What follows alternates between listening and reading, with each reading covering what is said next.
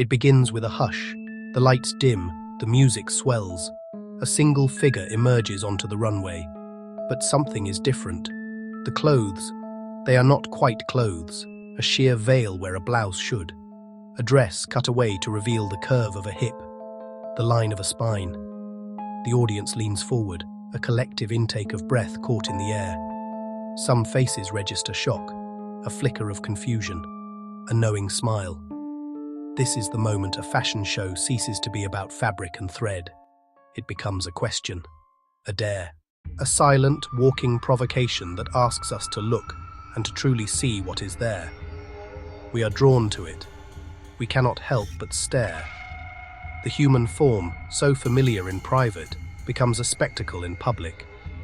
The designer has made a choice to subtract, to reveal, to challenge the very purpose of clothing, to cover, to conceal.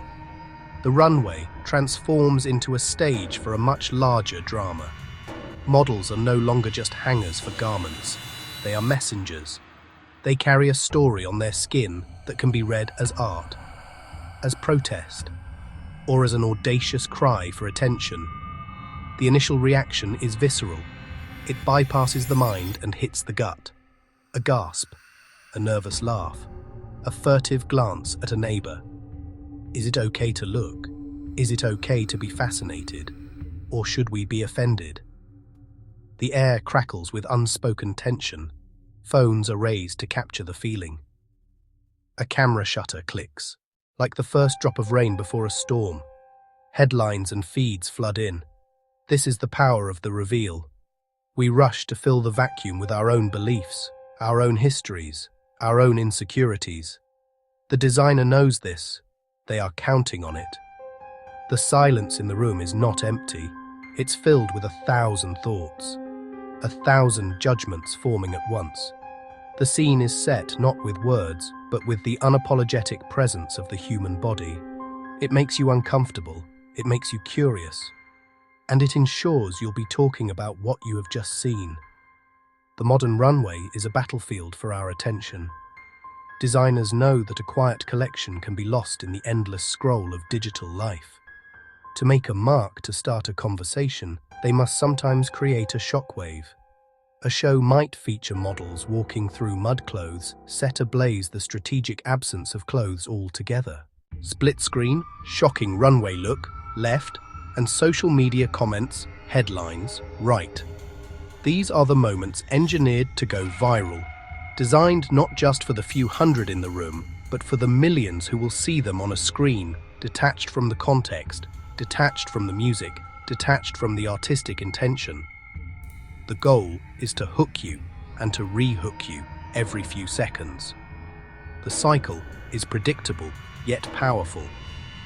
A controversial look appears on the runway in Paris, Milan, New York. Within minutes, high-resolution images are everywhere. A single photograph of a bare chest, a transparent gown is clipped, posted, shared across continents. Then come the reactions. Online, the battle lines are drawn with breathtaking speed. One comment: a masterpiece of artistic freedom. Next comment: a desperate, tasteless publicity stunt. The image becomes a meme, a think piece, a trending topic. The designer's name is suddenly on everyone's lips, for better or worse. The tension, art and commerce message and marketing, becomes a global spectacle. Why do they push the boundaries so far? The reasons are as complex and layered as haute couture. For some, a genuine artistic statement exploring vulnerability power, the nature of beauty. They see the body as a canvas fashion, as a medium to challenge norms about what is acceptable, what is beautiful, what should be hidden. They want to make you feel something, jolt you out of complacency, force you to confront an idea. It is a form of protest, a way to use runway glamour to make a political point, a social point, without saying a word. But there is the other side. Fashion is a business, a very big business. Shock sells. Controversy creates clicks, clicks lead to brand recognition. A headline-grabbing show can outvalue a multi-million-dollar ad campaign. In this crowded marketplace, A designer might shock not to start an art conversation, but to keep the brand alive for another season. This is the central conflict. Is the emperor naked as a statement about materialism, or simply naked, hoping someone will notice? The audience, in the room online, becomes the jury. This conversation is not new. It is an echo from centuries past. For most of human history, clothing was a language with a strict and unforgiving grammar. The fabrics you wore, the cuts of your garments, the amount of skin you showed were not matters of personal choice.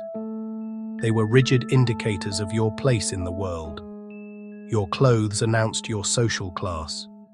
Your clothes announced your profession. Your clothes announced your marital status. Your clothes announced your piety. To step outside these rules was not a fashion faux pas. It was an act of social rebellion, an offense against the established order. The body was a territory governed by laws, both written and unwritten, that dictated what must be covered. Then, slowly, the rules began to fray. The Renaissance saw artists like Michelangelo, Leonardo da Vinci celebrate the human form with a new, scientific curiosity and artistic reverence. They studied anatomy, sketched muscles, painted flesh, with a realism that was both beautiful and startling. This shift in art began to seep into the culture. If the body could be a subject of divine beauty in a painting or a sculpture, why must it be so thoroughly hidden in daily life? The first seeds of an idea were planted, that the body was not something to be ashamed of, something to be understood, and perhaps even displayed. The 20th century was a whirlwind of sartorial revolution. The flappers of the 1920s hiked up their hemlines, bobbed their hair, cast off the bone-crushing corsets of their mother's generation. It was a declaration of freedom. Each inch of exposed leg was a political statement. Later, the invention of the bikini in 1946 was so scandalous that for years, no mainstream model would dare to wear it.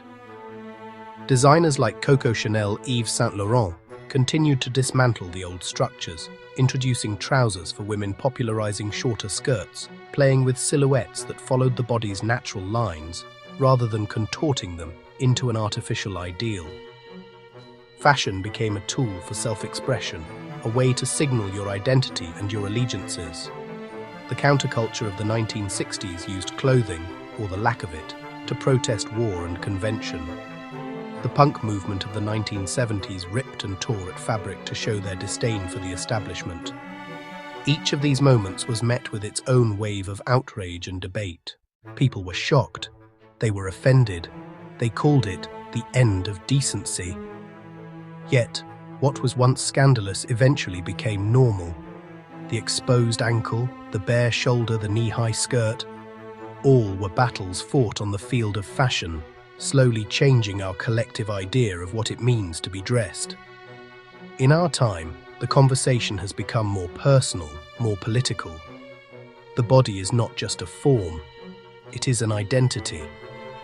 One of the most powerful forces reshaping fashion today is the body positive movement. It is loud, joyful, and defiant, a chorus of voices declaring that all bodies are good bodies. It argues that beauty is not a single, narrow ideal defined by magazines and advertisers, but a vast and diverse spectrum. This movement fights against decades of shame and exclusion, demanding visibility for bodies of shapes, sizes, colors, abilities. For its proponents, showing skin is not about shock, it is about reclamation and empowerment. This has had a profound impact on the runway. Seeing a plus-size model in lingerie or a model with vitiligo in a sheer dress is a powerful statement. It directly challenges the old, rigid rules of the fashion industry. For many people watching, it is a deeply emotional experience, a moment of seeing someone who looks like them being celebrated as beautiful and desirable. It is a brave act of defiance against a culture that has often told them to cover up, to hide, to shrink themselves. At the other end of the spectrum, minimalist fashion offers a different way to think about the body. Minimalism is the art of subtraction. It asks, What is the least we need to convey an idea? Two models side by side. One, a curvy model in a bold, revealing outfit. The other, in a starkly minimalist gown with a single, elegant cutout. This philosophy can lead to designs that are deceptively simple, but incredibly revealing. A single, perfectly placed cutout on a dress, a backless gown held by a whisper-thin strap, a fabric so light it clings to every curve. Here, the nakedness is not loud or aggressive. It is quiet, deliberate and thoughtful. It is about using negative space to draw attention to the form itself, celebrating the elegance of a collarbone, the sweep of the lower back. Minimalism proves that revealing the body does not always have to be a shout. It can be a whisper. It can be, an intellectual exercise in form and function, where the skin becomes as important a design element as the fabric itself. It challenges us to see the beauty in simplicity. All roads in fashion, it seems, eventually lead to Paris. For centuries, the city has been the undisputed capital of style, the place where trends are not just followed, but born. Paris elevates fashion from mere commerce to high art. The city's history is steeped in ateliers, couture houses, a deep cultural respect for craftsmanship and creative vision. Here, a designer is not a merchant, but an artist. This environment gives permission and expectation to be daring, to experiment, to push the boundaries of what clothing can be.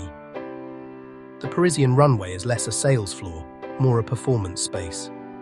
Designers use fashion shows to build entire worlds. They fuse clothing with theatre, dance, fine art. They construct elaborate sets, compose original scores, choreograph models' movements with painstaking detail. In this context, a naked body is not just a naked body. It might reference a classical sculpture, a character in a mythological tale, or a symbol within a larger conceptual narrative. The show becomes a performance piece. Clothes, or their absence, become part of the artistic vocabulary. This culture gives designers the license to be provocative. Seen as artists, designers' work is read through a critical lens, not merely a commercial one. A shocking look is not just a ploy for sales. It could comment on the fragility of the human condition, or on environmental decay.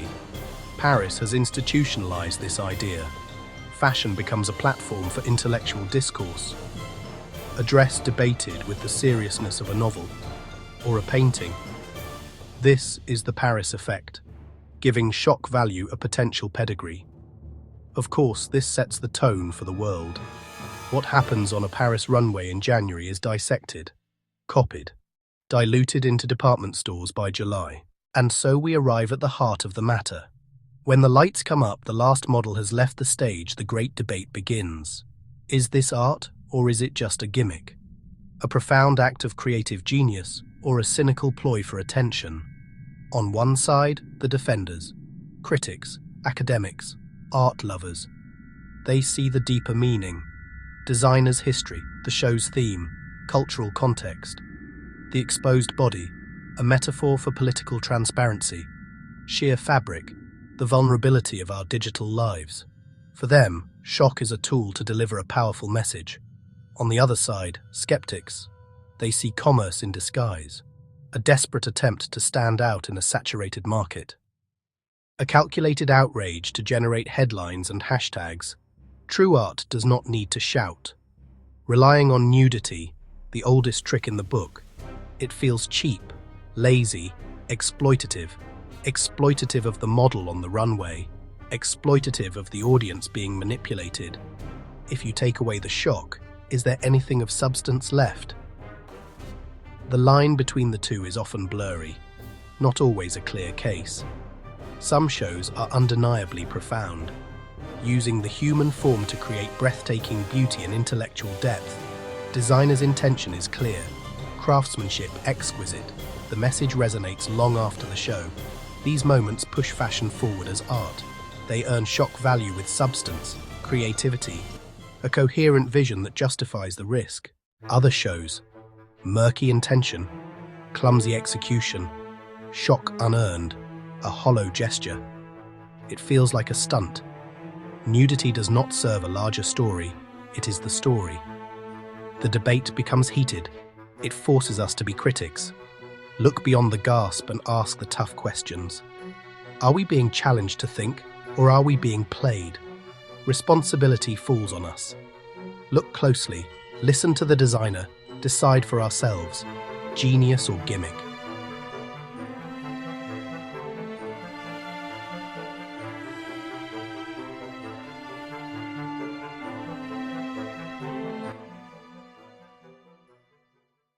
In the end, after all the arguments have been made and all the think pieces have been written, we are left in the quiet with a single lingering image: the body. Fashion, in its endless cycle of covering and revealing, is simply holding up a mirror to our time. What we choose to wear, what we choose to show, what we choose to hide. It reflects our anxieties, our desires, our struggles for freedom, our search for identity. When fashion strips away the fabric, it strips away the pretense, and we are forced to look at more than just skin. We see our own culture staring back at us.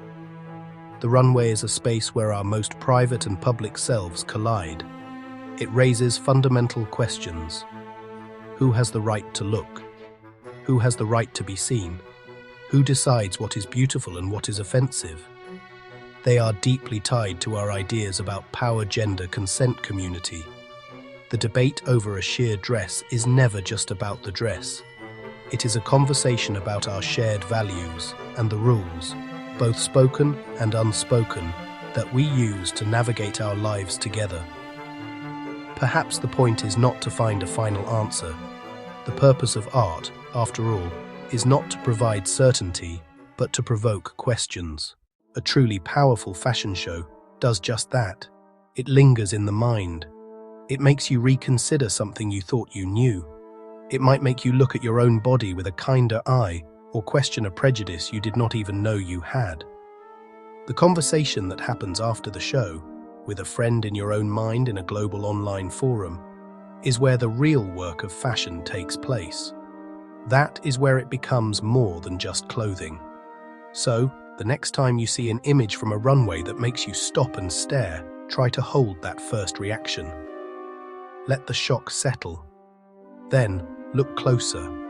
Look past the skin and search for the story. Ask why. What is the designer trying to say about the world we live in today? And more importantly, what does your own reaction say about you? Because in the grand, chaotic, and beautiful tapestry of human expression, fashion is just one thread.